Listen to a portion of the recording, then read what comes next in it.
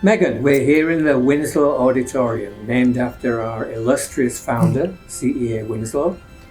And as I sit here, where I did 56 years ago as a new student, I can't help but wonder what Winslow would have thought if he could visualize and knew about the achievements we've had after he retired and the next sort of 100 years. What do you think, Winslow? I think he'd be tremendously proud to see what we've done over the last century plus. Let's take a trip down memory lane and look at some of the historical and really important achievements of the school. The Yale School of Public Health traces its roots back over a century to 1915, under the leadership of Charles Edward Amory Winslow. In 1920, CEA Winslow defined public health, shaping its future. His comprehensive framework still inspires the field today.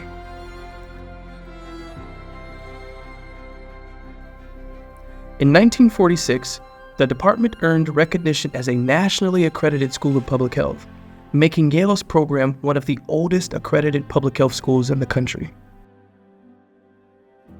In 1964, the Rockefeller Foundation moved its viral labs from New York to Yale, funding much of the Laboratory of Epidemiology and Public Health's construction.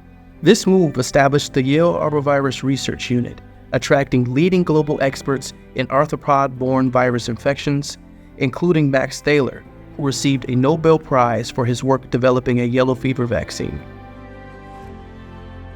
In 1974, the Yale Cancer Center opened as one of the first National Cancer Institute-designated comprehensive cancer centers. Since then, it has been recognized as a national leader in cancer research, prevention, detection, and treatment. Diagnosis-related groups, or DRGs, were developed by Yale faculty to categorize ailments to standardize hospital cost and care efficacy. Adopted by Medicare in 1982, DRGs set fixed fees, reducing average U.S. hospital stays and promoting more efficient treatment, now a global standard. In the late 1980s, as AIDS devastated the U.S., activists and Yale public health researchers in New Haven proposed a radical solution, a government-run clean syringe program for drug users. Despite initial opposition, by 1990, Connecticut authorized New Haven's needle exchange program, saving countless lives and inspiring similar initiatives nationwide. Established in 1997, the Center for Interdisciplinary Research on AIDS, CIRA, unites faculty from 16 disciplines and 11 departments throughout Yale. CIRA supports innovative interdisciplinary research to advance HIV prevention and treatment and eliminate health disparities. Founded in 2007 at the Yale School of Public Health, the Community Alliance for Research and Engagement, CARE, is now co-housed at Southern Connecticut State University and YSPH. It focuses on improving health in New Haven among people most impacted by disparities through collaborative research, practice, and engagement. In 2020, Yale School of Public Health experts significantly influenced COVID-19 response efforts. They contributed to Connecticut's Vaccine Advisory Committee, assisted New Haven with contact tracing, and played a key role in national advisory groups, including a White House task force on health equity.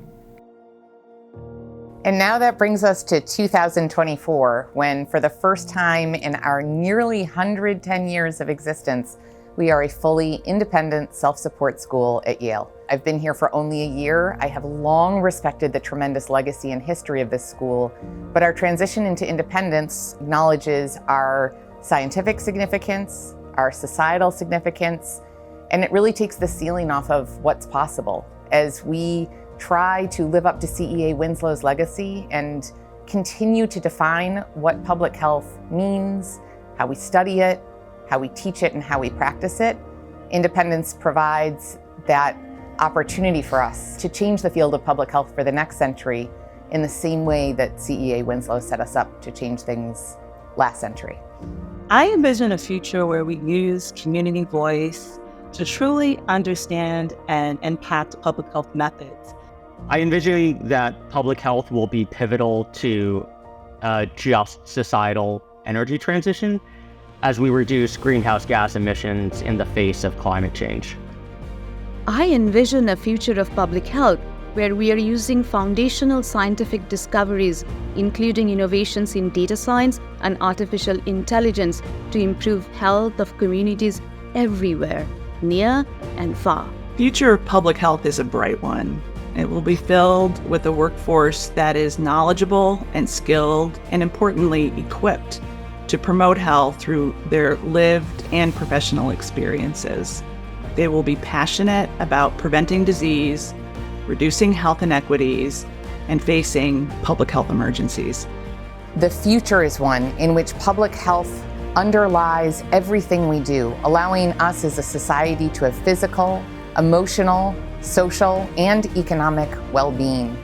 I look forward to doing that work in collaboration with community, with public trust, and with a commitment to translating our work into impactful systems-level change.